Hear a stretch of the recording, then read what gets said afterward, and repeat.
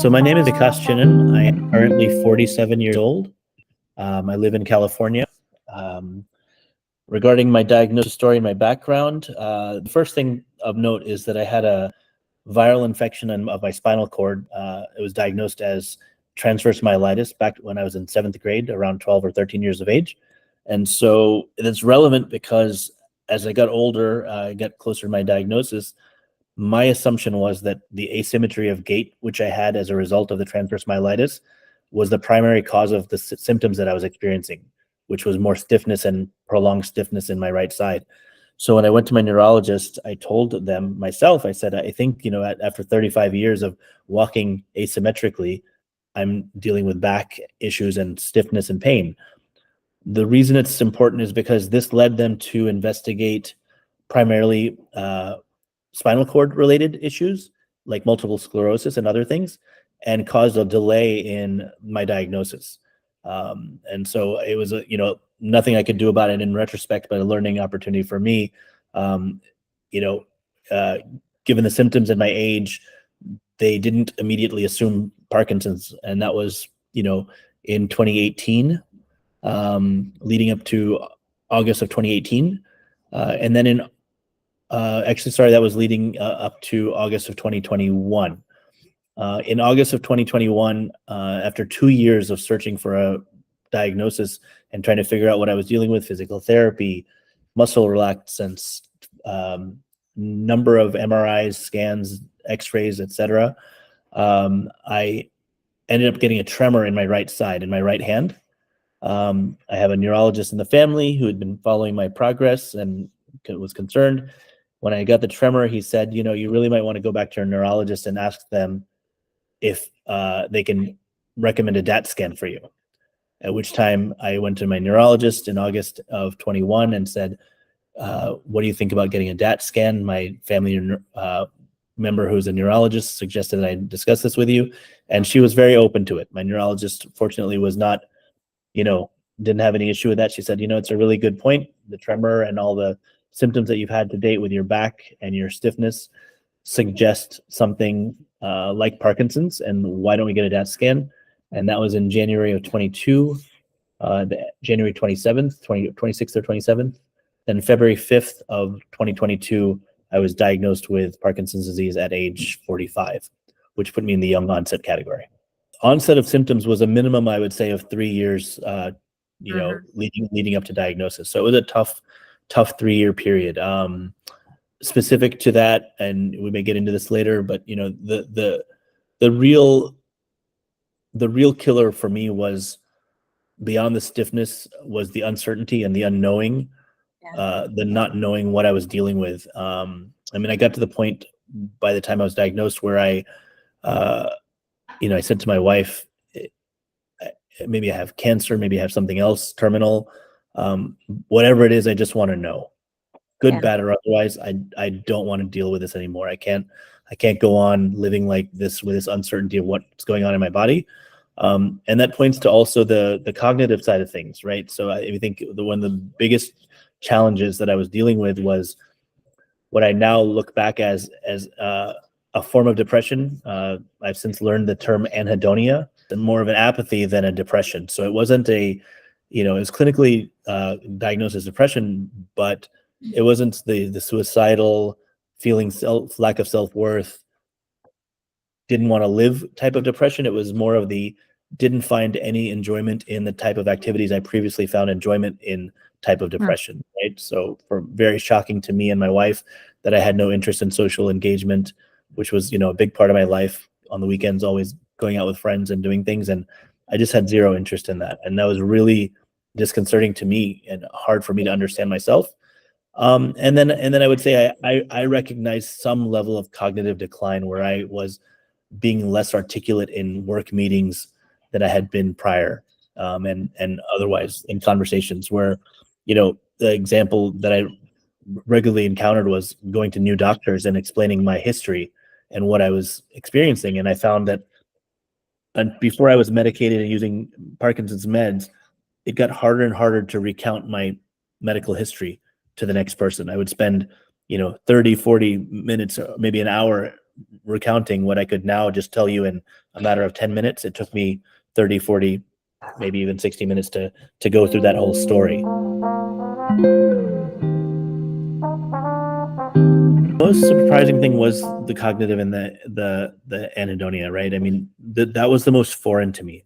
The stiffness and the physical pieces, I had experienced something like that prior in my life, unrelated. I mean, we say unrelated, don't know for sure, but all things point to unrelated to the Parkinson's disease. I had experienced physical challenges, gait asymmetry, shuffling gait, stiffness, weakness, et cetera, et cetera.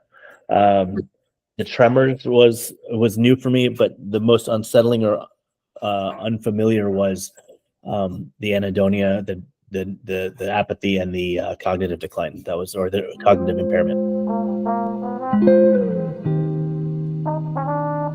Yeah, I mean, there's a lot. I would say most of it comes after, right? Prior to diagnosis, I was just seeking answers, right? So without any kind of direction, I would say coping was continuing to stay on top of it and keep chasing answers, so that I always had something else that I was looking for, whether it was relief from physical therapy or relief from cortisone shot to the back or relief from muscle relaxants. While none of them worked, that was the only way I could cope leading up to diagnosis, was to keep searching and have some hope that the next thing, that there was always something out there that I was looking at that might be the answer.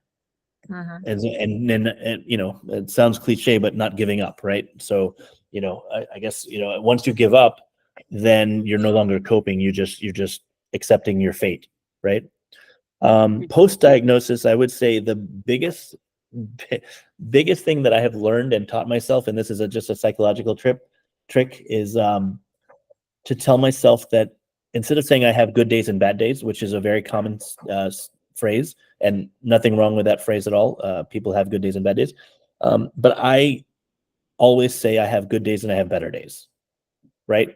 So I'm living, I'm walking, I'm breathing, my family's healthy. I have my cognitive, impairment has declined, is not no longer there. So I'm going to say there's no such thing as a bad day. It's good days and better days. And so for whatever, everyone has their own tricks. That's a trick for me to choose to look at things that way. The other, call it a trick or coping mechanism, has been to get involved with the Parkinson's community. I'll preface it by saying there's two things. One is literally from day 3 of being diagnosed, I started boxing and interacting with people with Parkinson's, just because I needed something to focus on. And what I learned is very quickly is I am, in the spectrum of people with Parkinson's, a very fortunate individual, right? I couldn't ignore the fact that I had good medical resources, good family support, good spousal support, good children support, sport support in general, family and friends, 40 or 50 doctors in my family, all people that I could rely on to help me understand what I was hearing from my doctors. And so all those things put me in a very kind of fortunate situation. So while it's strange to use the word lucky and progressive neurological disease in the same sentence, I consider myself one of the lucky ones. Now that I'm 2 years in, I have really come to realize is, you often hear people say that I am, I'm in a club that I did not want to be a part of, right? Yeah. While that's true, and I wouldn't challenge that, it's not a club I want to be a part of. It's not a club that I'm excited to be a part of, but it is a club that I'm proud to be a part of. And I say that very sincerely, in that what I have learned over 2 years is that living in a body where you have the highs and lows of a Parkinson's patient, where the on and off period. So in the same day, you can experience a situation where you're walking normally, talking normally, feeling normally, and by all objective measures, someone would look at you and say, I don't see anything wrong with you. I don't see that you're suffering in any way. And then in the same 24-hour period, you can experience a situation where you ask your family or friends for help getting a glass of water from the tap. To live in that body is a very strange existence, and there's times when I wonder if somebody else who doesn't know Parkinson's, like I didn't know Parkinson's before, would look at you and say, "You're faking it. You're faking your disability when you're asking for help," because they're like, just yesterday I saw you carrying boxes, walking up and down the steps without a cane. How is it possible that you're dealing with this much pain or physical this extreme version of physical symptoms? Or, for example, to call an employer or a friend and say, I'm canceling dinner plans, or I can't attend this meeting because I'm having an off day, and they just can't relate, right? They're saying, like, how is it possible that you didn't know 40 minutes ago or an hour ago that you were going to have to cancel, and then all of a sudden you're saying, I literally can't get out of bed right now. So all that to say that, tie that back to the feeling proud, is what I have learned about this disease is that it gives you a perspective and a way to traverse through life, recognizing that every person you interact with is fighting some battle that you don't know anything about, or believing that that's a possibility. And so I think it has given me the privilege, the opportunity to traverse life in such a way that the person I meet on the street, I give them benefit of the doubt, and I give them some space, and allow them to be who they are, recognizing that they may be fighting some battle that I'm not aware of, or is not visible to me. And I think that is a perspective that is, for me, unique to my diagnosis and unique to my existence as a person with Parkinson's. And I find that fellow people with Parkinson's have the same perspective that I do, at a higher level than the average population. It's created a level of empathy in me for other people without knowing what it is. Like, I think the difference is, without Parkinson's, you can be empathetic, but you have to have some reason to be empathetic. With Parkinson's, you say, I'm going to extend that empathy to someone who I don't know and know nothing about, just trusting that they may be dealing with something.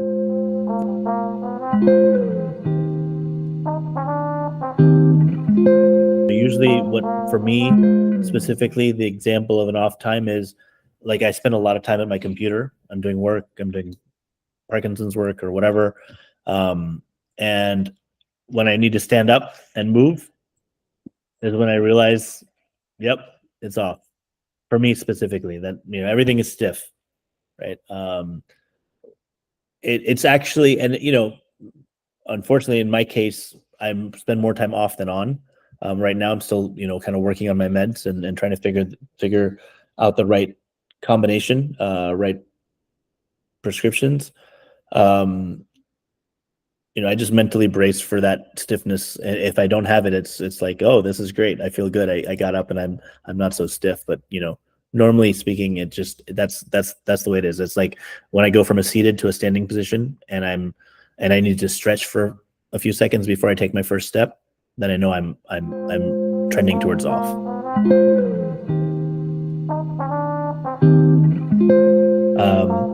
There's a few things that I'm involved in. There's a lot of great foundations and a lot of great work going on in the Parkinson's community.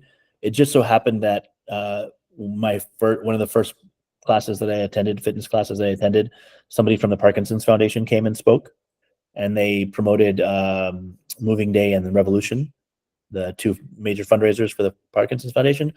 And I happened to be looking at that time for a way to announce to my friends and family around the world that I had Parkinson's disease. And it just thought, what a better way than to say, I'm going to, fight at the same time, and I'm going to raise funds and awareness about the disease while I'm letting people know that I have this disease, right?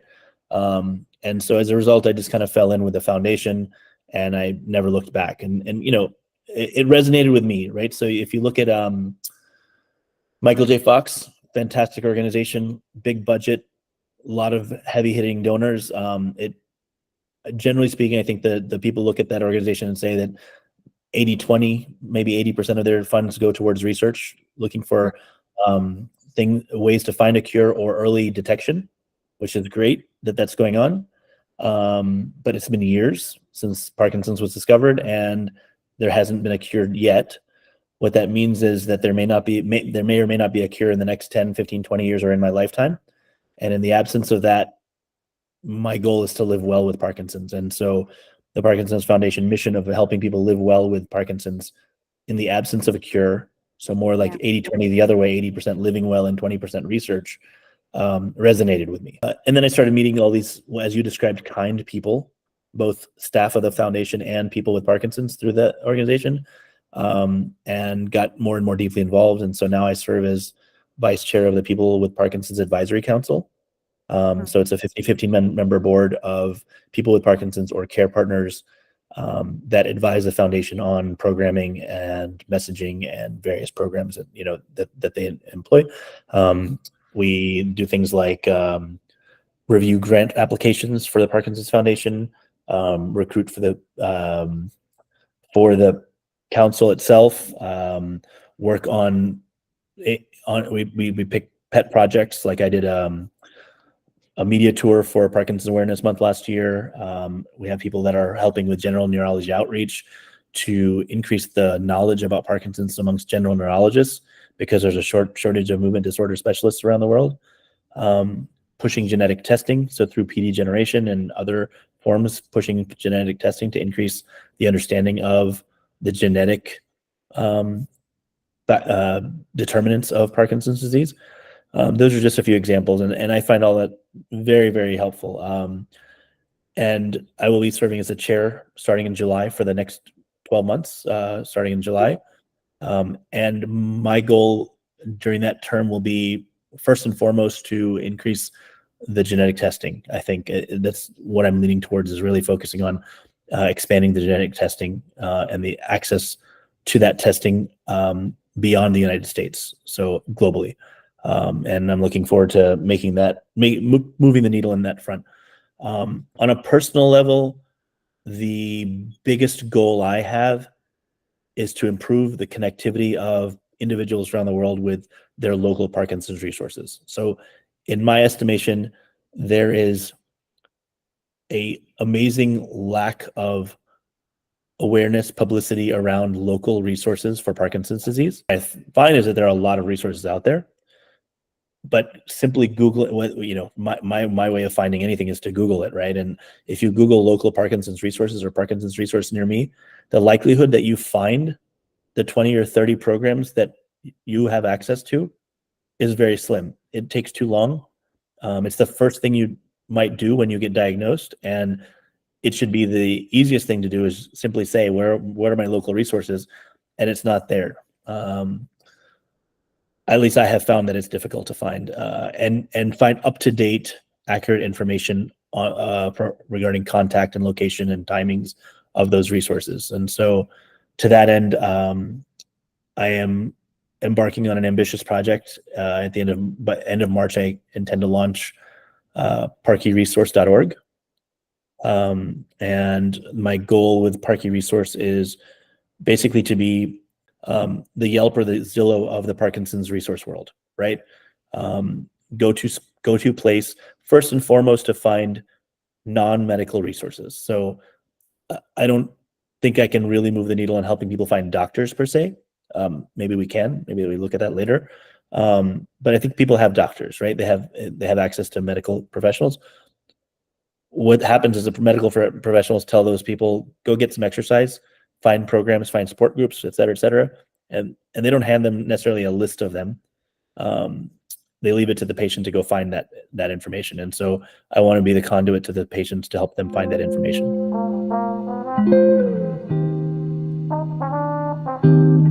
Okay, there's a few different things. The biggest life shift in terms of self-care was choosing not to work anymore. And I say choosing, that goes back to the statement I made earlier about being lucky. Yeah. Not everyone can decide not to work. And I recognize that, and I don't make try to, I'm careful not to make it sound as easy as just, hey, just stop working. I have a supportive spouse with a good job, a supportive family, good healthcare. I had that option for my wife to look at the situation and say, listen, I want you to be your best physically and mentally so that you can be here for our family. And to that end, work only if it suits your well-being.